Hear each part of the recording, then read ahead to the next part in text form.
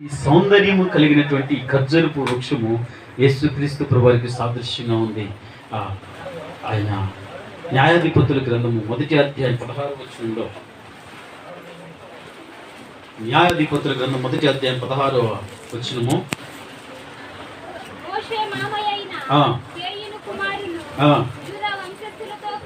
కూడా ఖర్జూరపు చెట్టుల పట్టణములో నుండి ఆరాదు దక్షిణ దిక్కులోని యూదా అరణ్యమునకు వెళ్ళి అక్కడ చేరి ఆ జనముతో నివసించిరి. దేవునికి స్తోత్రం కలుగును గాక. ఈ పట్టణం ఎలాంటి పట్టణమట? యూదా వంశస్థులతో కూడా ఖర్జూరపు చెట్ల పట్టణము, ఖర్జూరపు చెట్టుల పట్టణము, సుందరము కలిగినటువంటి పట్టణం, అందమైన పట్టణము.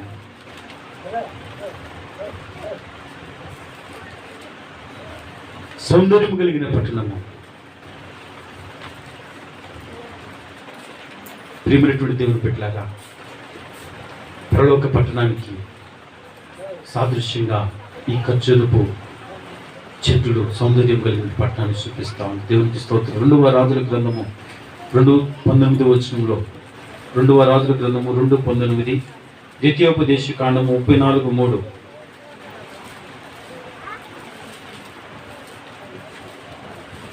ద్వితీయోపదేశ కాండము 34:3 రాసుకుంది. హెబ్రీ భాషలో ఖర్జూరపు చెట్లను ఏమంటారంటే తామారు అంటారు. దేవునికి స్తోత్రం కలుగు. ఇందాక అనుకున్న తామారు అంటే ఖర్జూరపు చెట్టు. తామారు అనగా సౌందర్యము అని అర్థం. దేవునికి స్తోత్రం. హల్లెలూయా. తామారు అంటే సౌందర్యము అని అర్థం. ఈ ఖర్జూరపు చెట్టు సౌందర్యానికి సాదృశ్యంగా ఉంది. ఎవరయ్యా సౌందర్యవంతుడంటే,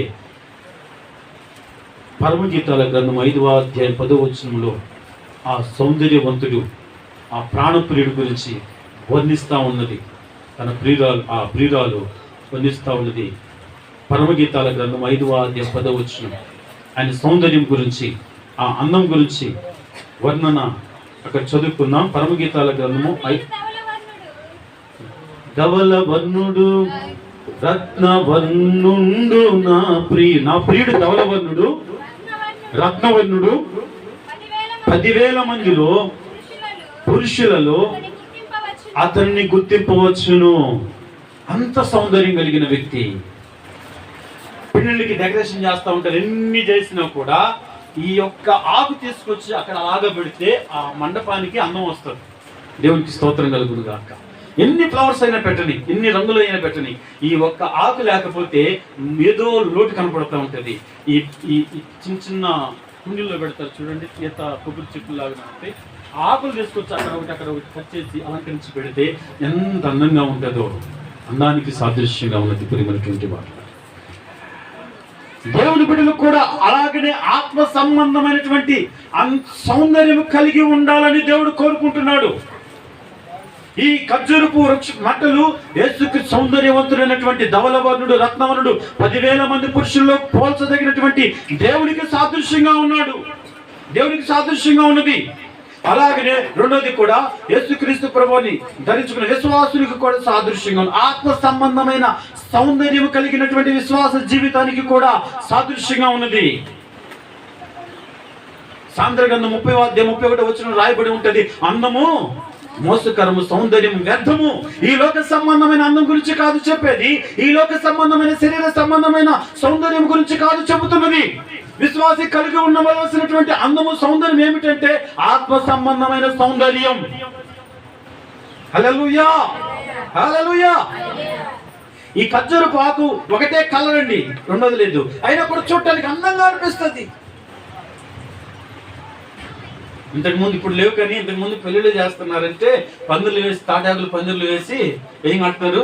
కొబ్బరి మట్టలు కొట్టుకొచ్చి కొబ్బరి మట్టలు కడతారు. ఎందుకు? శుభప్రదానికి, శుభసూచకము, పచ్చదనంగా ఉండాలని కొబ్బరి మట్టలతో తాటాకులు పందిర్లు వేస్తారు, పందిర్లు కప్పుతారు. వాటికి ఏం చేస్తారంటే అందంగా అలాంటి డెకరేషన్ చేస్తారు. చాలా అందంగా ఉంది. ఆత్మ సంబంధమైన సౌందర్యాన్ని కోరుకుంటున్నాడు. ఈ ఆత్మ సౌందర్యంగా ఉండాలని ప్రియమైనటువంటి దేవుని బిడ్డల పరమగీతాల గ్రంథము 1వ అధ్యాయం 15వ వచనంలోనే ఆ మాట కూడా రాయబడి, ప్రియురాలు సంఘం ఎలా ఉండాలంటే ఆత్మ సంబంధమైన సౌందర్యంతో అలంకరించబడాలని.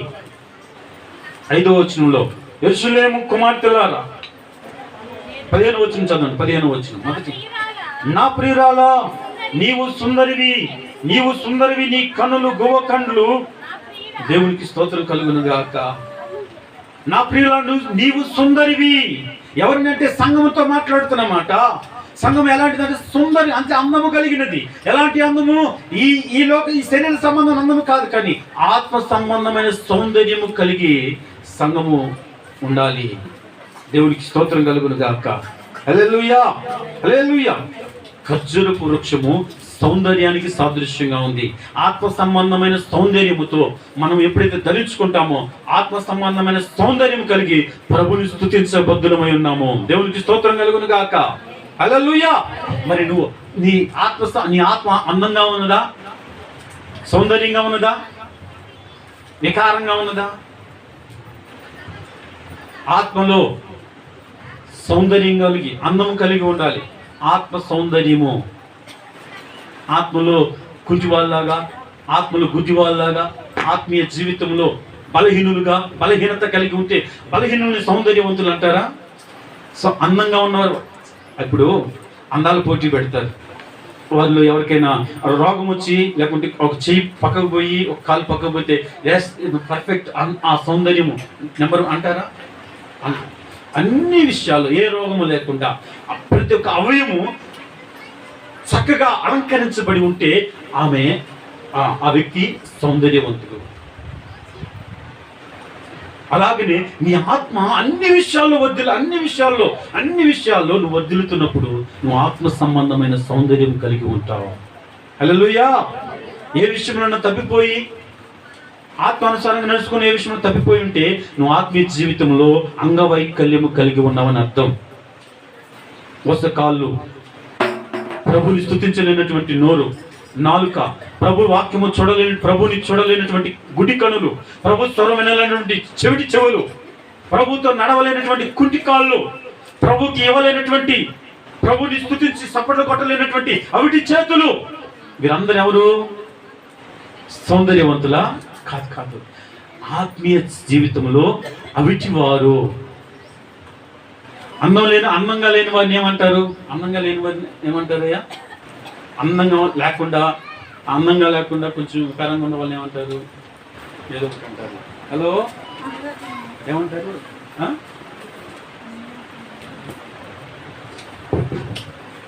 ఏమంటారు తల్లి? కురూపులు అంటారు. చెప్పలా? కురూపి అంటారు.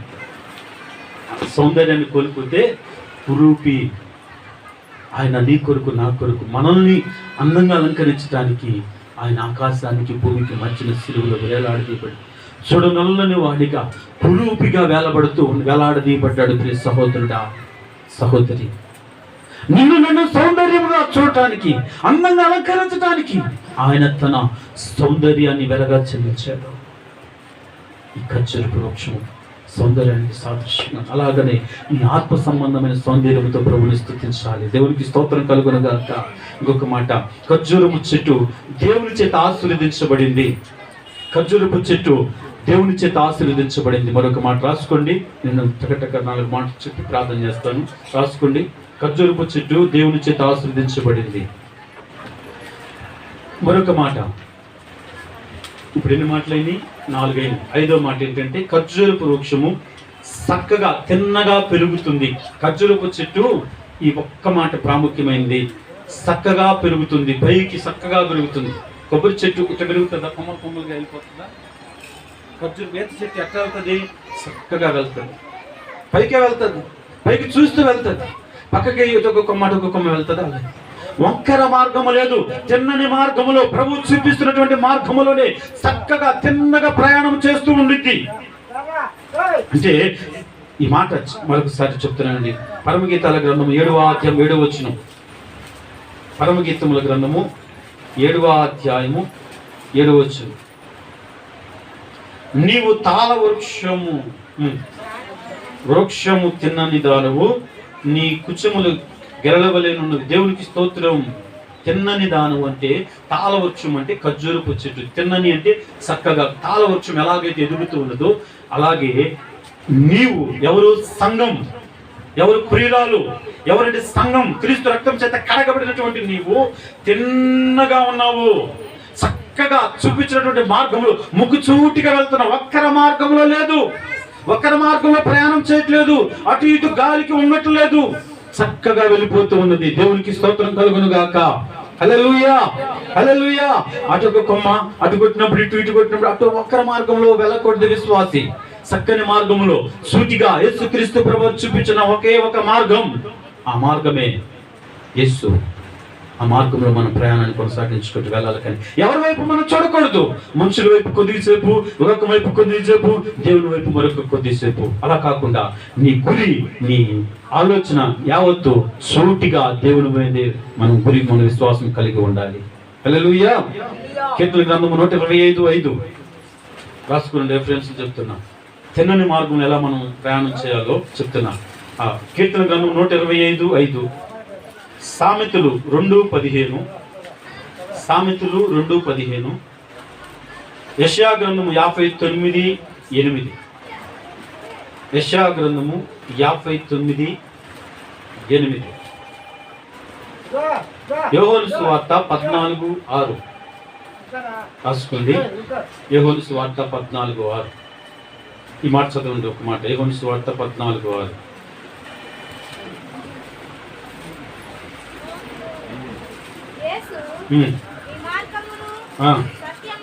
యేసు నేనే మార్గమును సత్యమును జీవమును, నా ద్వారానే తప్ప ఎవడును తండ్రి యొద్దకు రాడు. ఈ మాటను ప్రతి ఒక్కరు హృదయంలో ముద్రించుకోనండి. నేనే మార్గం అంటే యేసు మార్గం అని చెప్తుంటే యేసు వైపు చూడకుండా చాలా మంది మనుషుల వైపు చూస్తున్నారు. ఖర్జూరపు వృక్షము తిన్నని చక్కగా వెళుతూ ఉన్నది. ఇక ఎవరి వైపు చూడలా, దేవుని వైపు చూస్తూనే వెళుతూ ఉన్నది. ఖర్జూరపు చెట్టు యేసు వైపు చూపిస్తూ, యేసు మార్గంలో నడుస్తూ ఆ సాదృశ్యంగా ఉంది కనుక అలాగా మనం కూడా యేసు మార్గంలోనే మన విశ్వాసాన్ని కొనసాగించాలి. అలాగనే ప్రభుని స్తుతించి, ప్రభుని జయించి, జయించిన లోకాన్ని జయించిన వారిగా ప్రభు యొక్క జయ జీవితంలో పాలుపంపులు పొందుకొని పరలోక రాజ్యంలో ప్రవేశించాలని ప్రభు పేరిట మనం చేస్తూ ఉన్నాను. దేవునికి స్తోత్రం కలుగును గాక. హల్లెలూయా, హల్లెలూయా. ఖర్జూర వృక్షము ఇందాక చెప్పాను కదా, దేవుని చేత ఆశీర్వదించబడింది. అంటే దేవుని చేత ఆశీర్వదించబడింది అంటే సంపూర్ణంగా తన జీవితాన్ని, మధ్యలో కొన్ని చెట్లు ఎండిపోతా ఉంటాయి, అంటే మధ్యలో రాలిపోతాయి. అలా కాకుండా దీర్ఘాయుష్యు, దేవునికి స్తోత్రం. కీర్తన గ్రంథము 92:12 లాగా దేవుడిచ్చిన ఆయుష్ అంతటి కూడా ఖర్జూరపు చెట్టు అనుభవిస్తూ ఉన్నది. దేవుని చేత ఆశీర్వదించబడిన వారు అది ఆ చనిపోయా అంతవరకు కూడా సిగురిస్తూనే ఉంటుంది. తన జీవిత కాలం ముగించేంత వరకు కూడా మోవ వేస్తూనే ఉంటది, సిగురిస్తూనే ఉంటది. కాబట్టి అది దేవుని చేత ఆశీర్వదించబడిన చెట్టు. ఆ దేవుని చేత ఆశీర్వదించబడిన వారు మోషే 120 సంవత్సరాలు తన శక్తిని కోల్పోకుండా బలం కలిగి ఉన్నాడు. దేవుని చేత ఆశీర్వదించబడినటువంటి మోషే. దేవునికి స్తోత్రం కలుగును గాక. హల్లెలూయా, హల్లెలూయా. చివరిగా ఇంకొక మాట, 7వ మాట. ఖర్జూరపు ఆకులు ఇక్కడ దేన్ని చూపిస్తా ఉన్నాయి అంటే దేవుని యొక్క పరిచర్యలో వాడబడుతూ ఉన్నాయి. దేవుని యొక్క పరిచర్యలో వాడబడుతూ ఉన్నాయి. ఖర్జూరపు ఆకులు దేవుని యొక్క పరిచర్యలో నలిగిపోతా ఉన్నాయి. దేవుని యొక్క పనిలో వాడబడుతూ ఉన్నాయి. ఆయన పరిచర్యలో ఆయన పాదముల కింద ఆ ఖర్జూరపు మంటలు పరిసి యేసుక్రీస్తు ప్రభువుని వెళ్తా ఉంటే ఆ పాదముల కింద ఖర్జూరపు ఆకులు ఏమవుతున్నాయి? నలిగిపోతున్నాయి.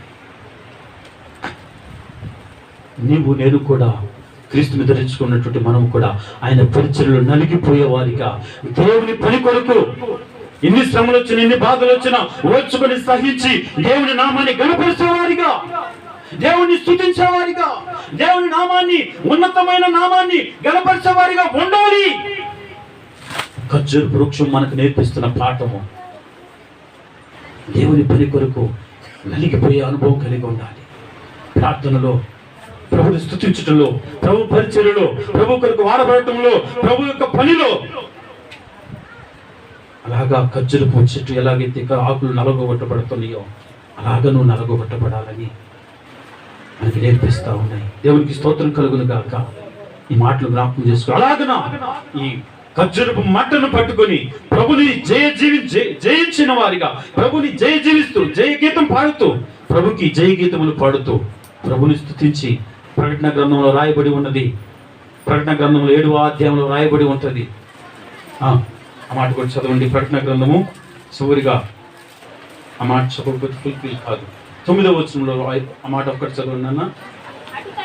అటు తరువాత నేను చూడగా ఇదిగో ప్రతి జనములో నుండి, ప్రతి వంశములో నుండి, ప్రజల్లో నుండి, ఆయా భాషలు మాట్లాడుతున్న వారిలో నుండి వచ్చి ఎవడును లెక్కింపజాలనంతగా ఒక గొప్ప సమూహము కనబడుతుంది.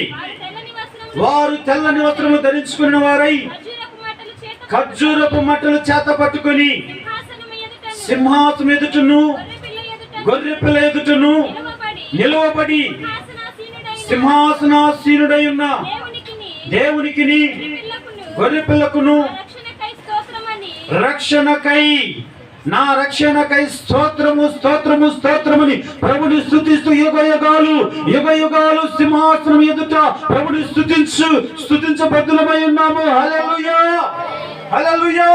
ఎవరైతే దేవుని యొక్క పరిచర్యలో, దేవుని యొక్క పని కొరకు, దేవుని యొక్క పని నిమిత్తము నలగొట్టబడతారో, వాడబడతారో, వారు జయించి దేవుని కొరకు తను సమర్పించుకుంటారు. రోమిలకు రాసిన పత్రిక 12వ అధ్యాయం 1వ వచనంలో రాయబడినట్టుగా నీవు దేవునికి సజీవ యాగంగా ప్రాణాత్మ దేహాలు ఎవరైతే ప్రభుకు అప్పగించుకుంటారో వారు రేపు సింహాసనం ఎదుట వారందరట సమకూర్చబడతారట.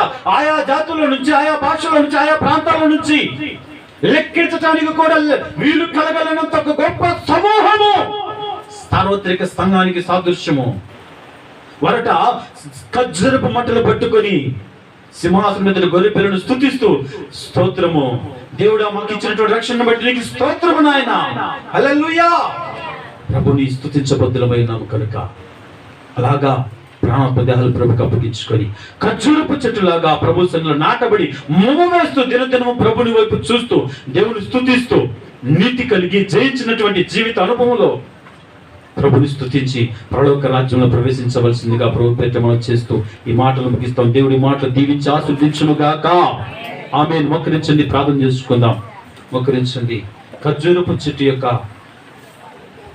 ప్రాముఖ్యతను, ఎందుకు ప్రభు ఖర్జూరపు మాటలను కోరుకున్నాడు, ఎందుకు వారు ఖర్జూరపు మాటలు పట్టుకుని ప్రభుని స్తుతిస్తున్నారు అంటే, ఖర్జూరపు చెట్టు నీతిని సాదృశ్యంగా, నీతిని పోలి ఉన్నది. ఖర్జూరపు చెట్టు జయ జీవితాన్ని పోలి ఉన్నది. ఖర్జూరపు చెట్టు ఆనందాన్ని, సంతోషాన్ని చూపిస్తూ ఉన్నది. ఖర్జూరపు చెట్టు సౌందర్యానికి సాదృశ్యంగా ఉన్నది. ఖర్జూరపు చెట్టు దేవుని చేత ఆశీర్వదించబడినటువంటి జీవితానికి సాదృశ్యంగా ఉన్నది. ఖర్జూరపు చెట్టు తిన్నని మార్గంలో, చక్కని మార్గంలో, సూటైన మార్గంలో, ప్రభు చూపిస్తున్న మార్గంలో నడిచే మార్గానికి సాదృశ్యంగా ఉన్నది. ఖర్జూరపు చెట్టు ప్రభు సేవలో, ప్రభు పరిచర్యలో నలిగిపోతున్నటువంటి పరిచర్యకు సాదృశ్యంగా ఉన్నది. మరి నీవు ఖర్జూరపు చెట్టులాగా ఉన్నావా? ఈరోజు ప్రభుని స్తుతించడానికి వచ్చినటువంటి నీ ఆత్మీయ జీవితంలో ఆత్మ సంబంధమైన సౌందర్యం కలిగి ఉన్నావా? దేవుడు అనుగ్రహించిన నీతిని పొందుకున్నటువంటి నీతి కలిగిన దానిగా, నీతి కలిగిన వ్యక్తిగా జీవిస్తున్నావా? నీ స్తుతి దేవునికి ఇంపైన సువాసనగా మారుతుంది. పాపముని ఎదిరించి జయించిన వ్యక్తిగా నువ్వు ఉన్నావా, లేక ఓడిపోయిన వ్యక్తిగా ప్రభుని స్తుతిస్తున్నావా? అసలు ప్రభుని స్తుతించకుండా ఉన్నావా? వారైతే ఖర్జూరపు మంటలు పట్టుకొని దావీదు కుమారునికి యూదుల రాజుగా వచ్చిన వానికి జయము జయమని జీవితము జయధ్వనులు పలుకుతూ ఉన్నారు. వారు జయించిన వారు, వారి నీతిమంతులు. ఈరోజు ఖర్జూరపు చెట్ల నుంచి అనేకమైన విషయాలు ప్రభు మనతో మాట్లాడారు. మరి ఏదైనా విషయము నీలో లోపంగా ఉన్నట్లయితే ఇప్పుడే ప్రభుని అడుగు. ప్రభువా, నన్ను ఖర్జూరపు వృక్షములాగా మార్చయ్యా, ఖర్జూరపు వృక్షములాగా నన్ను దీవించయ్యా, ఖర్జూర వృక్షము వలె ప్రభువా నన్ను ఆశీర్వదించు. ప్రభువా, నాలో ఆత్మ సంబంధమైన సౌందర్యము కలిగి, నాలో నీతి కలిగి దేవుని స్తుతించడానికి కృపగా ఇచ్చి అడుగుతాం. స్తోత్రం స్తోత్రం ప్రార్థన చేసుకున్నాం. పరిశుద్ధుడా, ప్రేమ కలిగిన తండ్రి, జీవము కలిగిన మా ప్రభువా, మహోన్నతుడా, మీకు స్తోత్రము నాయన. ఎలా ప్రభుని స్తుతిస్తున్నారు ఒకసారి ఆత్మలు వివేచించుకుందాం, హృదయంలో పరిశీలించుకుందాం. ఎలా ప్రభుని స్తుతిస్తున్నావు నీవు? స్తోత్రం స్తోత్రం స్తోత్రం. మహాపరిశుద్ధుడా, ప్రేమ కలిగిన తండ్రి, జీవము కలిగిన మా ప్రభువా, మహోన్నతుడా, మీ ఘనమైన నామానికి స్తుతులు స్తోత్రాలు. స్తంభం చెరువు వచ్చిన బిడ్డలందరినీ దీవించి ఆశీర్వదించి మీ కృపలో జ్ఞాపకం చేసుకునండి అయ్యా. అయ్యా, ఏ ఆశ కలిగిన స్నేహికి వచ్చారు, ఆశపడిన ప్రాణాన్ని తృప్తిపరచండి. ఎత్తబడిన మాటలు బిడ్డల హృదయాలు ఫలభరితంగా మార్చండి. ప్రభువా, మీకు స్తోత్రం. ప్రత్యేకించండి ఈరోజు ఖర్జూరపు వృక్షాన్ని మా మధ్యలో ఉంచి అనేకమైన విషయాలు మాకు తెలియపరిచారు. ఎత్తబడిన మాటలు బిడ్డల హృదయాలు ఫలభరితంగా మార్చి మహిమ తెచ్చుకో. ప్రతి ఒక్కరినైనా జయించిన వారిగా సింహాసనం ఎదురు నిలబడి ఖర్జూరపు బట్టలు చేతబట్టుకుని మీ నామాన్ని స్తుతించాము, కృపభృతగా బిడ్డకు దయచేయమని ప్రార్థన చేస్తూ ఆత్మ సంబంధ సౌందర్యంతో బిడ్డలను ఆశీర్వదించి మహిమ తెచ్చుకున్నాము. యేసుక్రీస్తు నామమున ప్రార్థన చేసి అడిగి వేడుకొనుచున్నాము తండ్రి. ఆమేన్ ఆమేన్.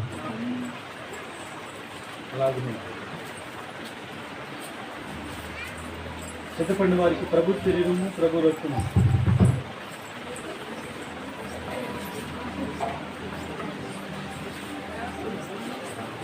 సిద్ధపడిన వారికి ప్రభు శరీరం కొరకు ప్రభు రక్తము ప్రార్థన చేసుకున్నాం. మహాపరిశుద్ధుడా, ప్రేమ కలిగిన తండ్రి, జీవాధిపతి, మీ కొందనాలు స్తుతులు స్తోత్రాలు నాయన. సమయం ముందు తండ్రి, ఈ రక్త మాంసంలో పాల్పంపు పొందుకు సిద్ధపడుతుండగా అయా ప్రతి ఒక్క బిడ్డ మీద మీ అమూల్యమైన రక్తాన్ని ప్రోక్షించి పరిశుద్ధపరచండి అయా. ఇదిగో ఈ కార్యక్రమం ఆద్యంతం మీద జరిగించమని, ఆటంకపరుచిన ప్రతి ఒక్క అంధకార్యక్రమం నేర్చుకున్నాము, లయపరచమని యేసుక్రీస్తు నామమున ప్రార్థించి అడిగి వేడుకొని ప్రారంభ